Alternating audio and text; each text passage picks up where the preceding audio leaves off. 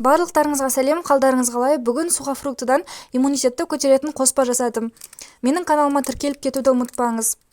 Ең алдымен осылай сухофруктылардың барлығын таптаза қылып жуып аламыз және суын сорғытып осылай кептіріп аламыз.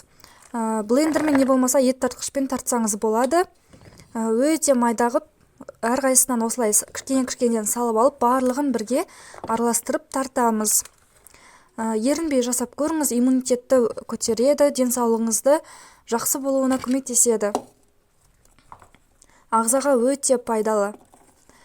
Міне осылай өте ұсақ қып майдалап, осылай тартылған сухофруктылардың барлығын жинақтап бір ыдысқа салып аламыз. Үлкендеу ыдысқа салып алып, жаңағы енді балымызды қосамыз. Менде 1 килограммдай бал қосылды. Осы сухофруктыларға балды қосқан кезде балды шетінен қоса отырып, асықпай араластырамыз. Бұл қоспаны міндетті түрде жасап көріңіз. Видео ұнаған болса, лайк басып, комментарийге өз ойыңызды жазып кетуді ұмытпаңыз. Денсаулықтарыңыз мықты болсын, иммунитеттеріңіз мықты болсын. Сау болыңыздар, назарларыңызға рахмет.